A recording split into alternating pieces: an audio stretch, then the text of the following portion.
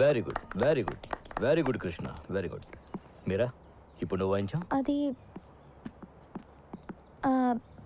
Professor Anand గారు, నేను మీతో ఒక విషయం చెప్పాలి. ఈరోజు మా మమ్మీ డాడీ ఢిల్లీ వెళ్ళారు, రావడానికి కొద్ది రోజులు అవుతుంది. అందువల్ల నేను పియానో క్లాస్కి రేపటి నుంచి రాలేను. Oh Meera, practice makes perfect and you are close to perfect. Don't worry.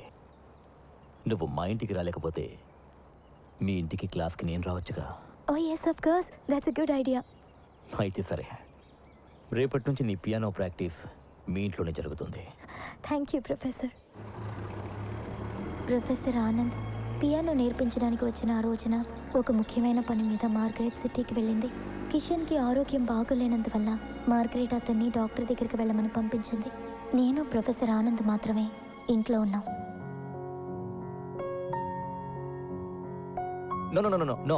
Try it in B flat, B flat. No, no. Yes, go on. No, no, no. That's right. Beautiful, Mira.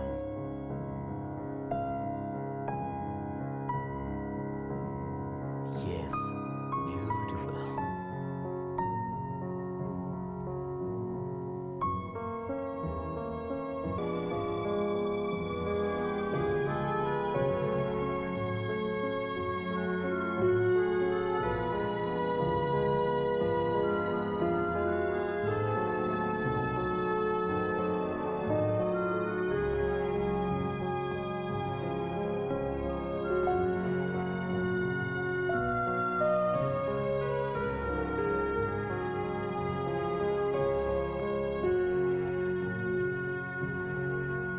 చాలా బాగుంది. Very nice.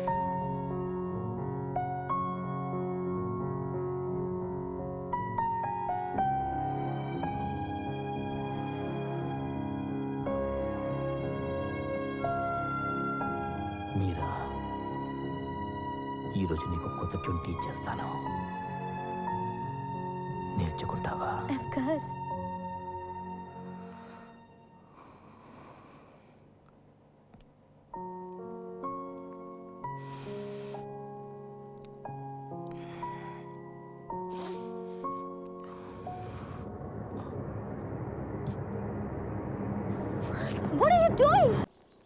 Margaret ఇంటికి తిరిగి వచ్చి నన్ను చూసిన వెంటనే తనకంతా అర్థమైపోయింది.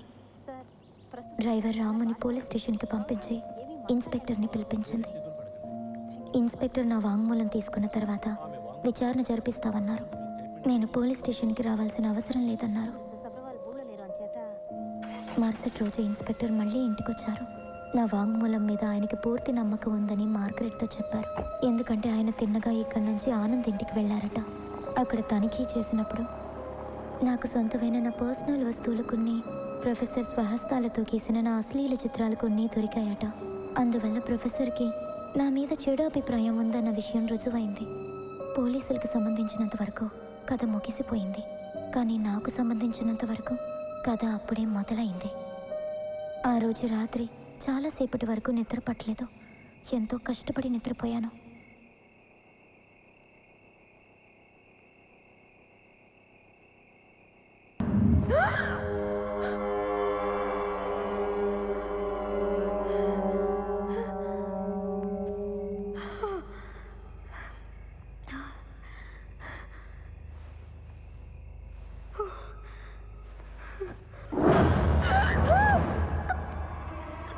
చచ్చిపోయిన నేను బతికుండగా తీరని కోరికను తీర్చుకుంటానని చెప్పడానికి వచ్చాను.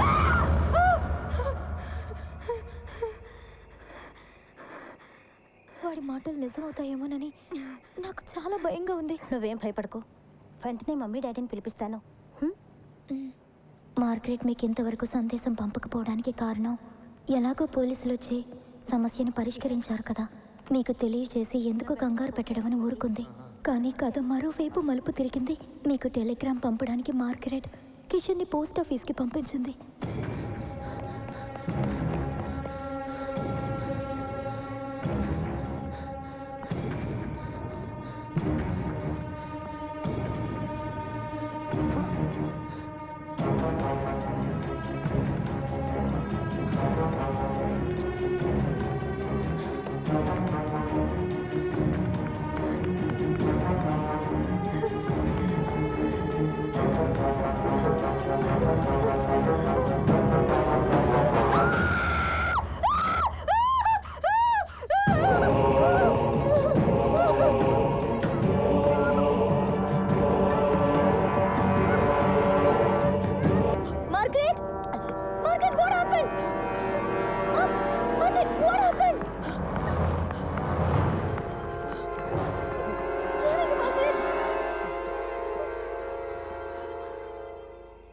మార్గరెట్ నేను ఇంట్లో ఒంటరి వాళ్ళం అయిపోయాం.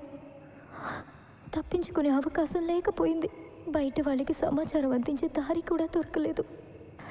ఎటువైపు చూసినా ఆ చనిపోయిన ప్రొఫెసర్ కళ్ళు నన్నే గుచ్చి గుచ్చి చూస్తున్నట్టు అనిపించింది.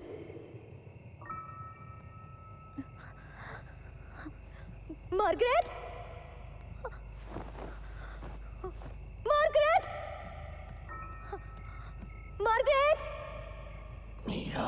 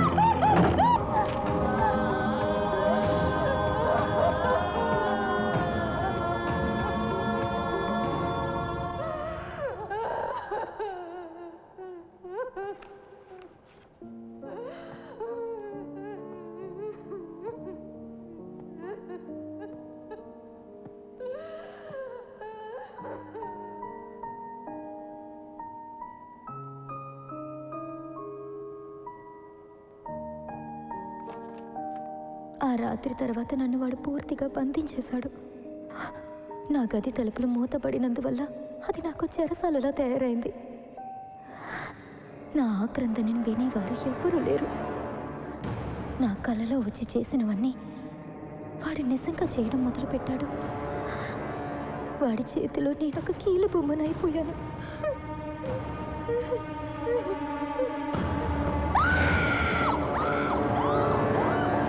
వాడి క్రూరత్వానికి అడ్డు ఆపు లేకుండా పోయింది. నేను ఒక జీవోత్సవంలాగా తయారయ్యాను. మీరింటికి తిరిగి రావడానికి ఇంకొక వారం రోజులు పడుతుంది. కానీ నేను వారం రోజులు కాదు, ఇంకొక రోజు కూడా నేను ఈ బాధను భరించలేను. నేను ఓడిపోయాను. నా జీవితం అంతా నాశనం అయిపోయింది. ఇక నాకు మరణం ఒకటి శరణం అనిపించింది. ఈరోజు నేను ఆత్మహత్య చేసుకోబోతున్నాను. నన్ను క్షమించండి. మీ కూతురు మీరా.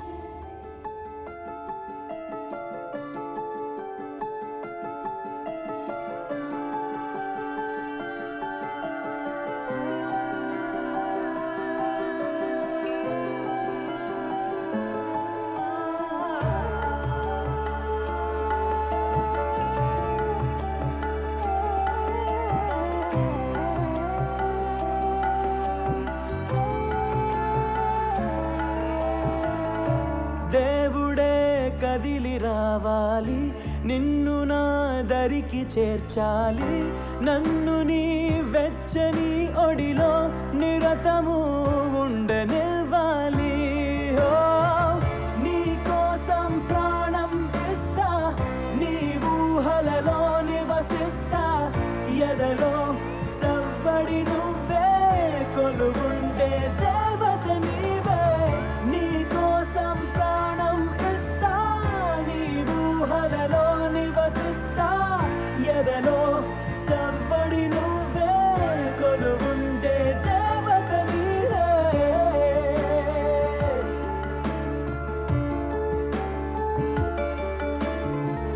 నువ్వు లేని చోటున ఉంటే నరకంలో ఉన్నట్టేనే, కన్నీటి కడలిలోనే నా బ్రతుకు కడతేరేనే.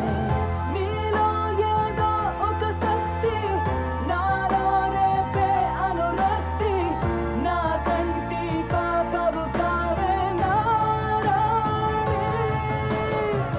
వాసంత సమీరం నీవే, హేమంత తుషారం కావే, ఎదలో సవ్వడి నువ్వే కొనుగుండే దేవత నీవే. నీ కోసం ప్రాణం